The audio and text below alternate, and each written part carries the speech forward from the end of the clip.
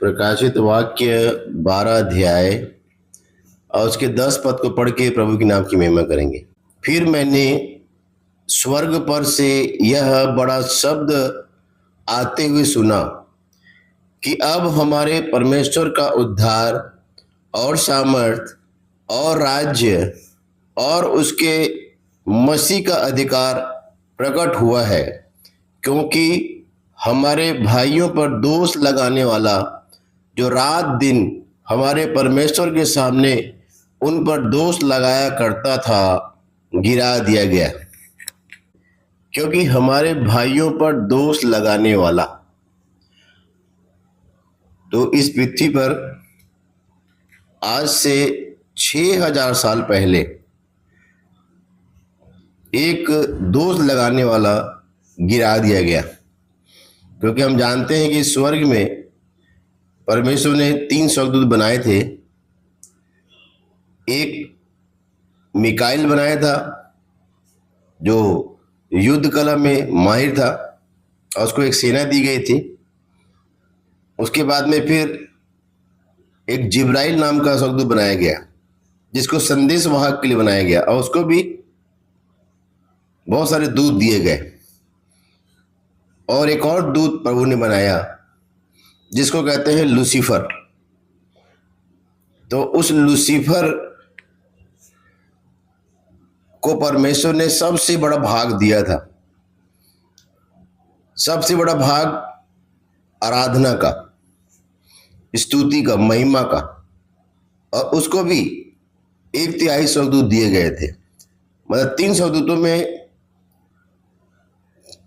सबको 1/3 जो है स्वर्गदूत देकर परमेश्वर ने 3 टीम बनाई थी। एक टीम आराधना करने वाली, एक टीम लड़ाई करने वाली, और एक टीम संदेश पहुंचाने वाली। तो हम जानते हैं कि जिब्राइल ने बहुत जगह संदेश पहुंचाया। फिर मिकाइल जो है आज भी वो युद्ध कला में माहिर है और वही हमको बचाता है, मतलब हमारे लिए लड़ता है। और लूसीफर को हम जानते हैं कि वो शैतान बन गया। परमेश्वर ने उसको बहुत ही अच्छा बनाया था, सुंदर बनाया था, सुडोल बनाया था, और इतने सुंदर पंख थे, म्यूजिक बजता था उनके पंखों से, और उसको सुनते हैं तो आनंदित हो जाते। जैसे आज भी जो म्यूजिक है उसमें शैतान का भी म्यूजिक शामिल होता है और वो हमें आकर्षित करता है। कोई भी गाना हम सुनते हैं तो वो हमको आकर्षित करता है। तो आज बहुत सारे संसार के लोग, यहाँ तक ईसाई भी उसमें शामिल है, जो शादी में प्रार्थना चालू करते हैं और अंत जो है वो डीजे बजाकर गाने, सांसारिक गानों से करते हैं। तो लूसीफर को परमेश्वर ने वहां से गिरा दिया क्योंकि उसके अंदर घमंड आया और वो चाहता था कि परमेश्वर के बराबर मुझे भी महिमा मिले। वो चाहता था कि मुझे भी महिमा मिले परमेश्वर के बराबर, और सिंहासन लगाना चाहता था परमेश्वर के बराबर। तो परमेश्वर ने उसको 1/3 गिरा दिया, और वो गिरा दिया गया। इसलिए परमेश्वर ने कहता है कि आज इस पृथ्वी पर उसका दूसरा कोई काम नहीं है, एक ही काम है, क्योंकि उसके ऊपर में इतने दोष लगे हुए हैं, घमंड का दोष, लालच का दोष। और इस पृथ्वी पर जब आया तो प्रभु यीशु मसीह ने उसको झूठा भी कहला दिया। इसलिए प्रभु यीशु मसीह ने कहा है कि तुम अपने पिता शैतान से है, जो आरंभ से हत्यारा है, झूठा है, वरन झूठों का पिता है। तो जो इस पृथ्वी पर जो झूठों के ग्रुप में रहते हैं उनका वो पिता है। तो प्रकाशित वाक्य 12 का 10 में हमने पढ़ा कि हमारे भाइयों पर दोष लगाने वाला वो नीचे में गिराया गया, उस पर दोष लगा तभी वो नीचे गिराया गया। तो आज वो चाहता है कि सब पर दोष लगे और उसका नामो निशान इस पृथ्वी पर से मिट जाए। वही चाहता है। हमारे परमेश्वर के सामने उन पर दोष लगाया करता था, गिरा दिया गया। तो उस समय से वो गिरा है तो वो इसलिए गिरा है कि उस पर दोष लगाया गया। वो परमेश्वर के बराबर में सिंहासन बनाना चाहता था और सिंहासन बना करके वो अपनी भी महिमा कराना चाहता था, तो परमेश्वर ने वहां से गिरा दिया। लेकिन हमको भूलना नहीं चाहिए कि वो इस पृथ्वी पर एक मनुष्य के ऊपर में, एक विश्वासी के ऊपर में वो क्या करता है, दोष लगाता है, दोष। इसीलिए परमेश्वर हमको सिखाना चाहता है, समझाना चाहता है आज कि वो दोष लगाने वाला जो गिरा गया वो हम पर लगा दोष लगाता है। इसीलिए यीशु मसीह ने पहाड़ी उपदेश में 7 के 1 पद में कहा है, देखिए क्या कहता है 7 के 1 में, कि दोष मत लगाओ कि तुम पर भी दोष न लगाया जाए। देखिए प्रभु का वचन बताना चाहता है कि दोष लगाने का एक ही व्यक्ति का नेचर है, स्वभाव है। शैतान का स्वभाव, लूसीफर का स्वभाव, वो दोष लगाने वाला है। तो अगर मैं और आप भी अगर किसी में दोष लगा रहे हैं, इसका मतलब ये है कि उसका हम साथ दे रहे हैं, उस दुष्ट का, उस लूसीफर का जो वहां से गिरा दिया गया था स्वर्ग से, उसका हम साथ दे रहे हैं। प्रभु का वचन बताना चाहता है। इसीलिए प्रभु यीशु मसीह कहता है पहाड़ी उपदेश में 7 के 1 में कि दोष मत लगाओ कि तुम पर भी दोष न लगाया जाए। मतलब अगर मैं किसी भी व्यक्ति के ऊपर में अगर दोष लगाता हूं तो परमेश्वर का वचन मुझे बताता है कि दोष लगाना तेरा काम नहीं है, दोष लगाना तेरा काम नहीं है। दोष लगाने वाला एक ही है इस पृथ्वी पर, वो है शैतान। और अगर मैं भी दोष लगा रहा हूं तो मैं भी उस शैतान का हाथ बटा रहा हूं। दोष मत लगाओ कि तुम पर भी दोष न लगाया जाए। मतलब अगर हम दोष लगाते हैं तो वो भी हम पर दोष लगाता है, हम भी, और मतलब हम ही अपने बातों में फंस जा रहे हैं। किसी का मैं अगचारी कर रहा हूं, चुगली कर रहा हूं, किसी पर दोष लगा रहा हूं, तो परमेश्वर का वचन कहता है कि मैं उस पर दोष नहीं लगा रहा हूं, मैं खुद अपने ऊपर दोष लगा रहा हूं। कोई किसी को मां गाली देता है, किसी को बहन की गाली देता है, तो सोचता है मैं दूसरे को गाली दे रहा हूं, लेकिन उसको नहीं मालूम है कि वो गाली खुद के लिए दे रहा है। तो जो भी मेरे मुंह से निकलता है वो मेरा न्याय करेगा।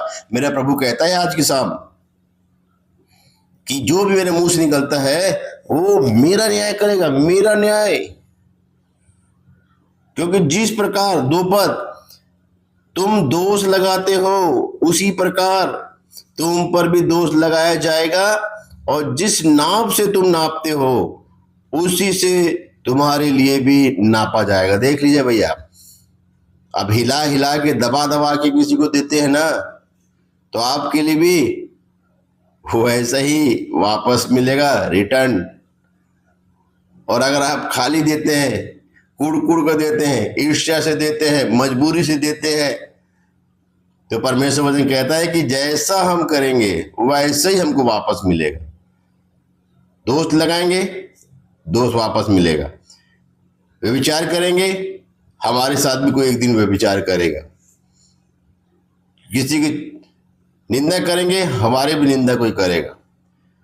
किसी के चोरी करेंगे, वो भी हमारे यहाँ कभी चोरी करेगा। होता है वापस उल्टा, सेम टू सेम। जैसे आप आईने में अपनी शक्ल देखते हो तो क्या बदल जाती है शक्ल? जैसे आपकी शक्ल है, मेरी शक्ल है, हम सब की शक्ल है, आईने में हम देखते हैं तो सेम वैसे दिखती है, डिट्टो वैसे दिखती है। वैसे ही है, जो आपके अंदर से निकलेगा वही आपको अशुद्ध करेगा। प्रभु ने कह दिया था मरकुस 7 अध्याय में। इसलिए अपने जीवन को, अपने मन को साफ करने के लिए प्रभु ने कहा है कि सबसे अधिक अपने मन की रक्षा कर, क्योंकि जीवन का मूल स्रोत वही है। तो आप बैठे बैठे किसी पर दोष लगा, क्योंकि टाइम पास जब नहीं होता है ना, जब टाइम पास नहीं होता है तो एक दूसरे पर हम दोष लगाते हैं, क्योंकि दोष लगाने में बहुत आनंद आता है, बहुत आनंद आता है, आनंदित होता है आदमी दोष लगाने में। तो दोष लगाएंगे तो गुस्सा भी आएगा, ईर्ष्या भी आएगा और कलेश भी लेकर के आएगा। तो इसलिए प्रभु ने कह दिया कि दोष लगाना हमारा काम नहीं है। दोष लगाने वाला एक ही है, उसका नाम है लूसीफर, उसका नाम है इब्लीस, उसका नाम है शैतान, जो प्रकाशित वाक्य 12 के 10 में प्रभु ने बता दिया कि भाइयों के ऊपर में रात दिन दोष लगाने वाला गिरा दिया गया है। इस पृथ्वी पर दोष लगाने का काम सिर्फ और सिर्फ उसी के ऊपर में मेरे प्रभु यीशु मसीह ने मेरे पापों को, मेरे पर जो दोष था, मेरे पर जो पाप था, उसको अपने ऊपर उसने ले लिया। मैं दोस्त बन गया, मेरा सखा बन गया, मेरा संबंधी बन गया, मेरा प्रेमी बन गया, मैं प्रिय बन गया वो। तो मेरा न्याय मैं खुद करूं, ये मैं कर सकता हूं। मैं दूसरों का न्याय करने के लिए नहीं। दोष लगाना मतलब दूसरों का न्याय करना कि मैं सही हूं, ये गलत है। जो आदम ने किया, जो हव्वा ने किया, मैं गलत नहीं हूं, मेरे अंदर गलती नहीं है, ये शैतान के अंदर गलती है। ये किया है, ये खिलाया है मेरे को, ये भरलाया है मेरे को। अरे तू जो देखती थी रोज रोज उस फल को, वो तो देखती थी, जो हम देखते हैं वो तो हमारी अभिलाषा बन जाती है। एक दिन हमारी अभिलाषा हमको फंसाती है। लिखा है ना, अपनी अभिलाषा में फंसता है इंसान, अपनी अभिलाषा में, और परीक्षा में पड़ता है। प्रभु कहता है ये सब बातें बताई तो है प्रभु ने, कुछ छुपाया है क्या हमसे? तो दोष लगाने वाला प्रभु ने कह दिया कि इस पृथ्वी पर गिरा दिया गया है। मत्ती 7 उसके 3 में क्या कहता है?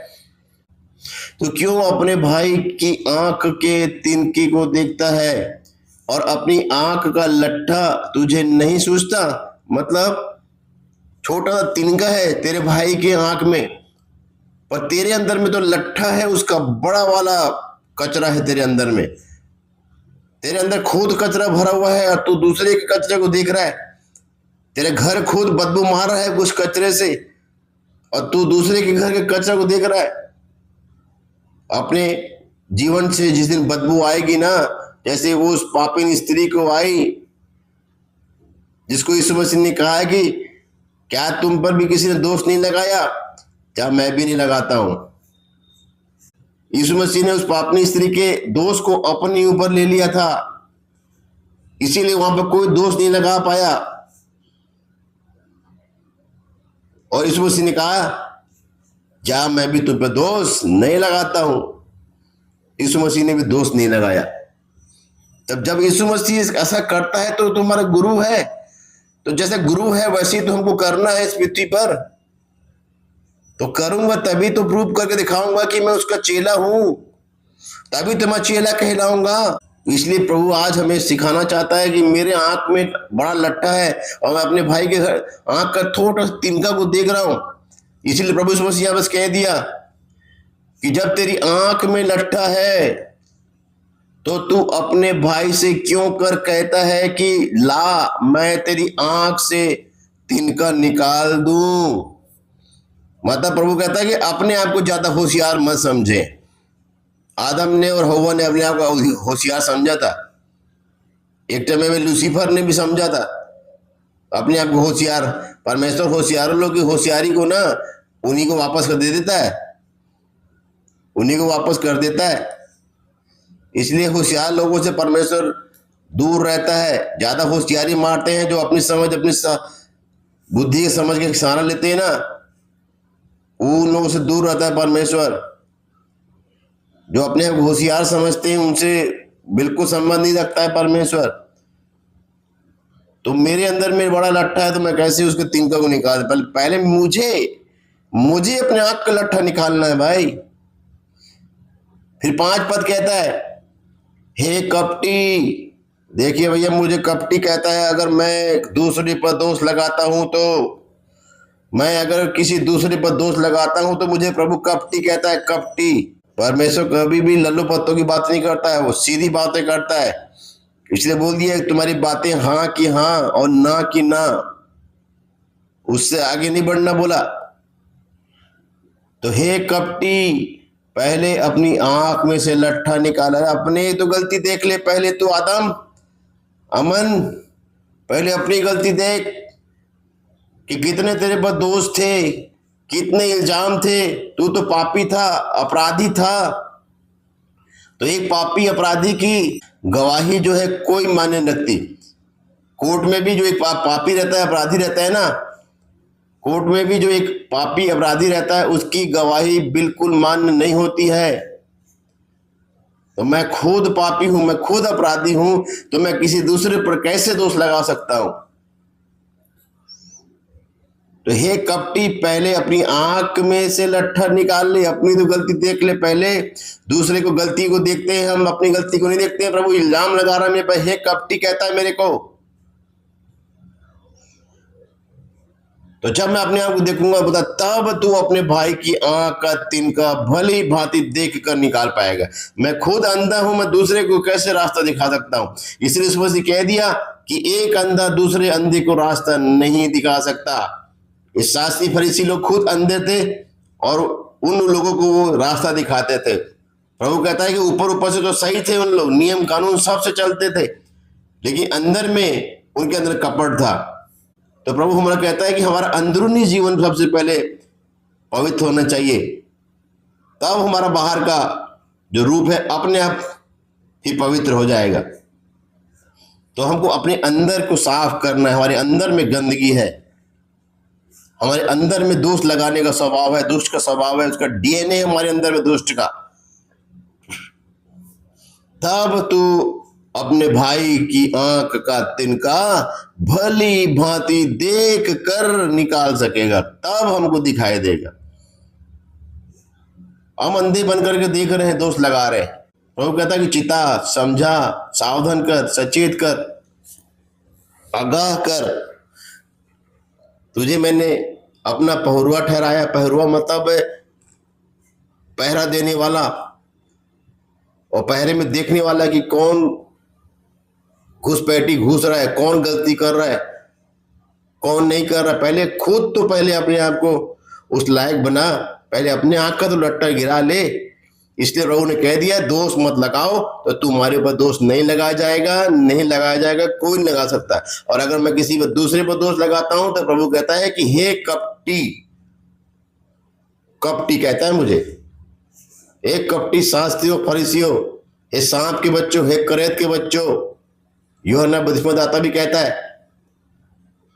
और आज अगर इस काम को मैं भी कर रहा हूं तो मैं भी कपटी हूं, प्रभु मुझे कहता है। तो मुझे अपना पहले लट्ठा निकालना है, अपनी गलती को स्वीकार करना है, मेरे को अपना न्याय करना है।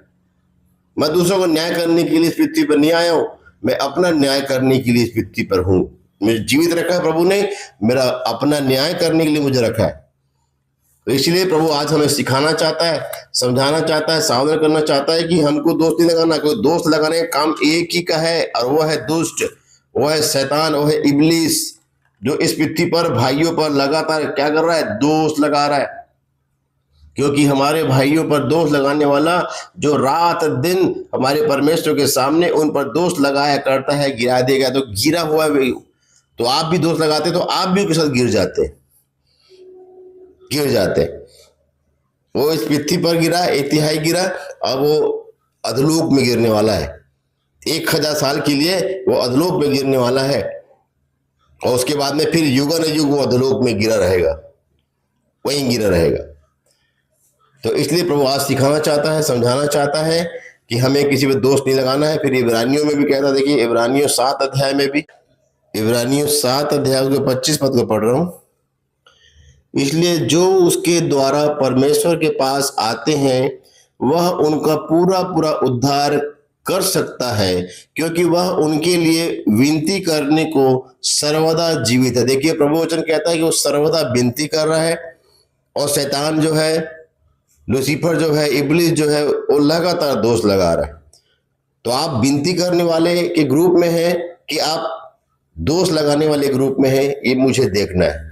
दोष लगा रहा हूं तो मैं शैतान के ग्रुप में हूं, और अगर मैं किसी के लिए विनती करूं, प्रार्थना करूं, प्रभु इसकी ये गलती को क्षमा कर प्रभु, इसकी गलती को, इस पर दया कर मेरे प्रभु, दया कर, मैं उसके लिए विनती कर रहा हूं, प्रार्थना कर रहा हूं, गिड़गड़ा रहा हूं उसके लिए, तो प्रभु वचन कहता है कि मैं यीशु मसीह के ग्रुप में हूं, उस समूह में हूं जो लगातार एक दूसरे के लिए विनती करते हैं।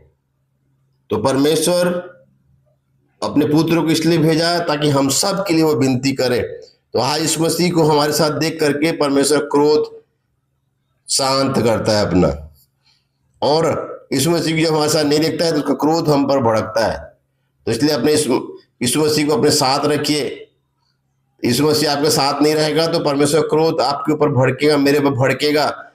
यीशु मसीह मेरे साथ रहेगा, हमारे साथ रहेगा, तो प्रभु अपने उस क्रोध को ठंडा कर लेता है। तो यीशु मसीह विनती करने वाला था, शैतान दोष लगाने वाला था। अब मुझे चेक करना है कि मैं किसके साइड में हूं।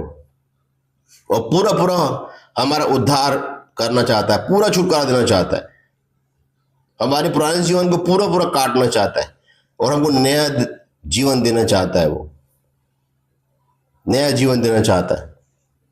तो इसलिए परमेश्वर ने आज हमें सिखाया, चिताया है कि यीशु मसीह जो है आज पिता के पास है और लगातार हमारे लिए विनती कर रहा है। तो इस पृथ्वी पर हमको भी एक दूसरे के लिए विनती करना है, प्रार्थना करना है। हमको किसी पर दोष नहीं लगाना है, और दोष लगाना है तो अपने पर दोष लगाना है कि प्रभु मैं पापी हूं, मैं अपराधी हूं, मैं गलत हूं, मैं गलत हूं, मैं गलत हूं। ये यीशु मसीह के साथ रहने वालों की निशानी है कि अपने पर दोष लगाते हैं और दूसरों के लिए विनती करते हैं। ये परमेश्वर के लोगों की निशानी है। तो इसलिए परमेश्वर आज हमें सिखाना चाहता है कि मुझे चेक करना है कि मैं अब कौन सी पाली में हूं। भैया कौन सी पाली में हूं, बहन कौन सी पाली में हूं भाई, मुझे चेक करना, रोज चेक करने के लिए दिन दे रहा है मेरे को। तो इसीलिए इस पृथ्वी पर दोष लगाना हमारा काम नहीं है। दोष लगाने वाला एक ही है और वो दुष्ट है जो 24 घंटे 7 दिन हम पर दोष लगाता है। और विनती करने वाला एक ही है, वो यीशु मसीह है जो 24 घंटे 7 दिन हमें उद्धार देना, छुटकारा देना और हमारे लिए विनती करना वो नहीं छोड़ता है। लगातार ये काम कर रहा है। तब मुझे चेक करना है कि मैं किस ग्रुप में हूं।